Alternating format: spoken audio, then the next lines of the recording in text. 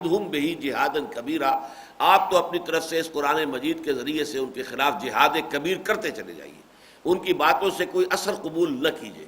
بالکل اسی معنی میں یہ لفظ یہاں آیا ہے کہ اگر تم باتیں سنو گے توجہ سے اور غور سے، اور پھر یہ سننا بھی اس طور سے ہو کہ آپ کہنے والے کو سمجھتے ہو کہ شاید مخلص ہے، یہ بات جو کہہ رہا ہے یہ واقعتاً اپنے دل کی گہرائیوں سے کہہ رہا ہے، یہ اپنے جو کہ معافی الضمیر میں جو کچھ ہے واقعتاً اسی کی صحیح ترجمانی کر رہا ہے، اور یہ الدین و النصیحہ پر عمل کر رہا ہے، تو ظاہر بات ہے کہ اس کا امکان بڑھ جائے گا کہ آپ اس کی بات جو ہے وہ آپ کے دل میں جا کر ٹھک جائے اور آپ اس کے اوپر عمل کرنا شروع کر دیں۔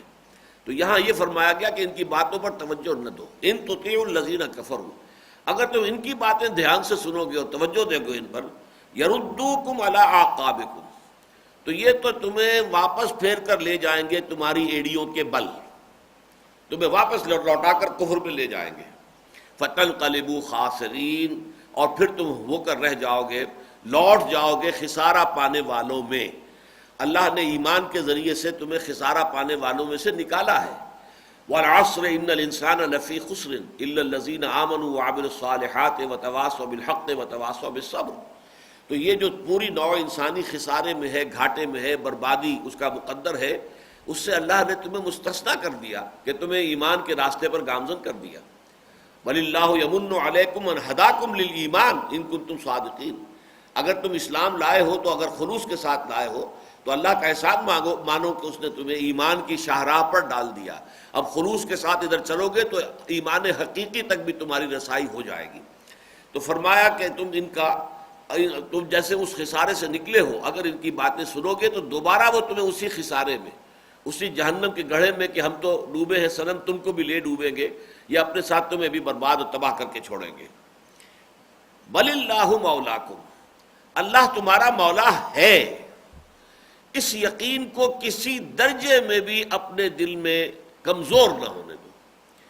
اونچ نیچ یہ اللہ کی حکمت کے مطابق ہوتی ہے، کسی وقت وہ سزا دیتا ہے، جیسے کہ ہم پچھلے درس میں دیکھ چکے ہیں کہ اسے اس کی حکمت ہے کہ وہ تمحیص کرتا، بحث و تمحیص کے درس کی میں نے وضاحت کی تھی، بحث و تمحیص، پہلے کسی مسئلے کو کریدنا، اس کے کیا کیا پہلو ہیں، اس میں تنقیحات کیا کیا ہیں، علیحدہ علیحدہ کر دینا، پھر ان کے اندر سفٹنگ ہوتی ہے، علیحدہ علیحدہ کر دینا، دودھ کا دودھ پانی کا پانی، یہ تمحیص ہے۔ اللہ چاہتا ہے کہ حقیقی مومن اور منافقوں کے درمیان چھانٹی ہو جائے، اور یہ لفظ آج کے بھی اگر ہم وہاں پہنچ گئے اس آیت تک تو پھر ایک اور معنی میں بھی تمحیص آئے گا کہ جو واقعی منافق تو نہیں ہے صادق الایمان، لیکن اس صدق ایمان کے ساتھ ابھی ان کے دلوں میں کچھ دنیا کی محبت، کچھ مال کی محبت، کچھ اولاد کی محبت، یا جاہ کی محبت، اقتدار کی محبت، اگر کن محبتوں کی کوئی ملاوٹ ہے، امپیورٹیز ابھی ان کے ایمان کے ساتھ کہیں ملوث ہیں، شامل ہیں، تو ان کے ایمان کو خالص کرنا، اس میں سے ان ملاوٹوں کو نکال دینا، لِيُمَحِّصَ مَا فِي قُلُوبِكُمْ، تاکہ اللہ تعالیٰ پوری طرح پاک کر دے ان ملاوٹوں سے اس شے کو جو تمہارے دلوں میں ہے۔ تمہارے دلوں میں ایمان ہے لیکن ابھی اس ایمان میں کچھ آمیزش ہے، کچھ دنیا کی محبت، کچھ مال کی محبت، کچھ اولاد کی محبت، یہ بھی کچھ نہ کچھ ابھی لگی لپٹی ہے اس میں، ہے اگرچہ ایمان ہے، پختہ ہے، لیکن یہ چیزیں جو ہے ابھی اس کے اندر ہیں، ان میں سے ان کو نکال کر پاک کر دینا، یہ بھی در حقیقت اسی آزمائش کی ایک حکمت ہے، مقصد ہے۔ آزمائش ہوگی تبھی ہوگا، بھٹی میں آپ سونے کو ڈالیں گے تبھی اس کا میل کچیل علیحدہ ہوگا اور زر خالص علیحدہ ہو جائے گا۔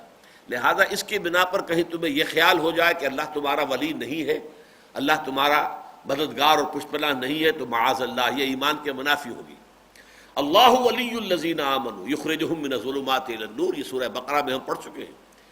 آیت الکرسی کی فوراً بعد اللہ تو ولی ہے اہل ایمان کا، اللہ جو ہے پشپناہ ہے، مددگار ہے، حمایتی ہے، اس کی پشپناہی میں، اس کے مددگار ہونے میں، اس کے حمایتی ہونے میں کبھی کسی درجے میں بھی کوئی شک و شبے کی علائش اپنے دلوں میں مت آنے دو۔ بل اللہ مولاکم وہو خیر الناصرین، اور وہ بہترین مدد کرنے والا ہے۔ سنلقی فی قلوب الذین کفروا الرعب، اب دیکھیے کس قدر یہ میں نے پس منظر جو آپ کے سامنے رکھ دیا تھا، اب اس میں آیات جو ہے کس طرح کی ابھر کر سامنے آ رہی ہے، نکھر کر سامنے آ رہی ہے۔ ان قریب ہم ان کافروں کے دلوں میں روب ڈال دیں گے، یعنی اثر نو وہ روب ان کے اندر پڑ جائے گا۔ وقتی طور پر ضرور ہوا ہے کہ غزوہ احد کے حالات و واقعات سے ان کے اوپر جو ایک مرعوبیت طاری ہو گئی تھی اسلام کی، اس میں قدرے کمی ہوئی ہے، اور جو ان کی مرعوبیت ہو گئی تھی اس کے ساتھ ساتھ جو ففتھ کالمسٹ عنصر تھا مسلمانوں کے اندر، جو ایجنٹ تھے کفار کے منافقین، وہ بھی مرعوب ہو گئے تھے. ان کو بھی یوں سمجھیے کہ ان کو بھی سبق مل گیا تھا. لیکن اب یہ کہ عارضی طور پر ان کی زبانیں کھل گئی ہیں اور بڑے وہ بڑھ چڑھ کر باتیں بنا رہے ہیں اور تمہیں بددل کرنے کی فکر کر رہے ہیں، کوشش کر رہے ہیں. لیکن تم جو عنقریب یہ ایک عارضی سا وقفہ ہے جو ہم نے ڈالا ہے تاکہ تمہاری آزمائش ہو جائے، تاکہ اس آزمائش کے نتیجے میں سفٹنگ ہو جائے، خالص اور ناخالص ذرا علیحدہ علیحدہ ہو جائے.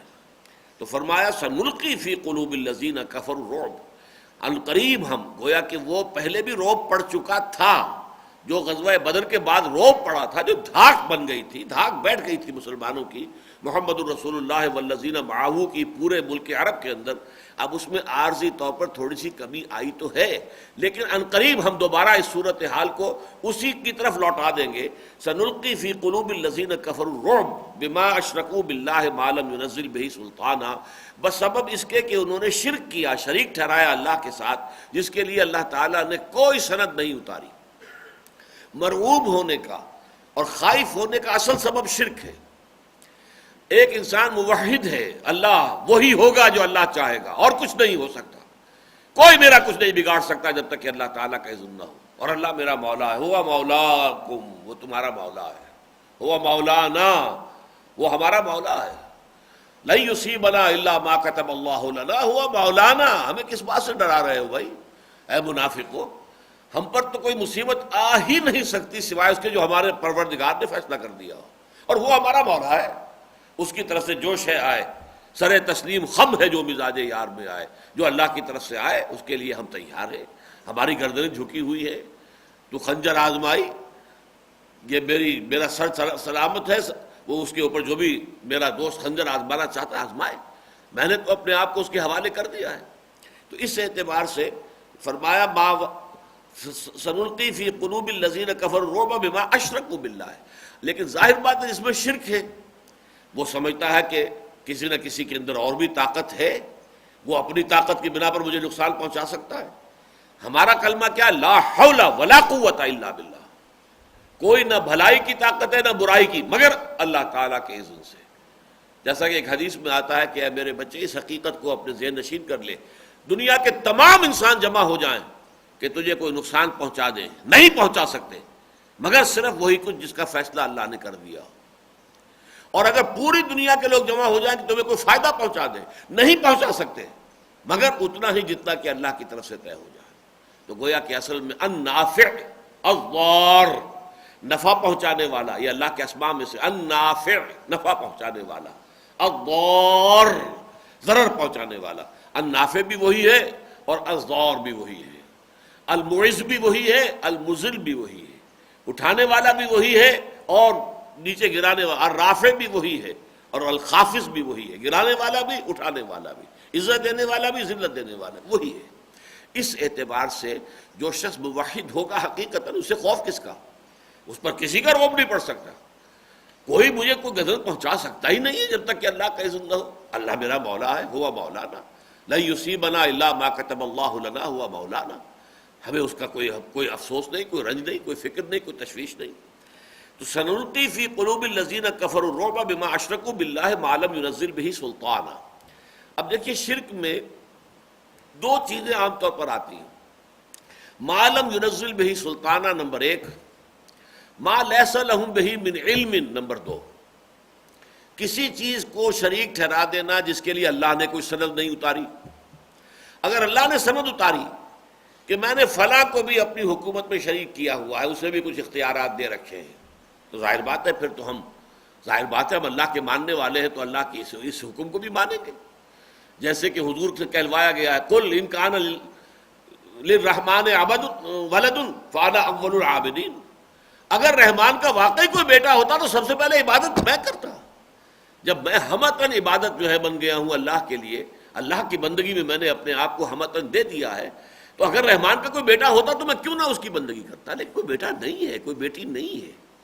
اسی طریقے سے اللہ نے کسی اور کے لیے سند اتار دی ہوتی تو یقیناً ہم اس کے لیے بھی، اگر اللہ نے کچھ حقوق رکھے تھے وہ حقوق ادا کرتے کہ ٹھیک ہے 4 نمازیں میرے لیے پڑھ لیا کرو، ایک 5ویں نماز اس کے لیے پڑھ لیا کرو. لیکن نہیں، اللہ نے تو ما لم ینزل بہ سلطانا، اس نے کسی کے لیے کوئی سند، کوئی سلطان، کوئی اتاری ہی نہیں. اور ما لیسا لکم بہ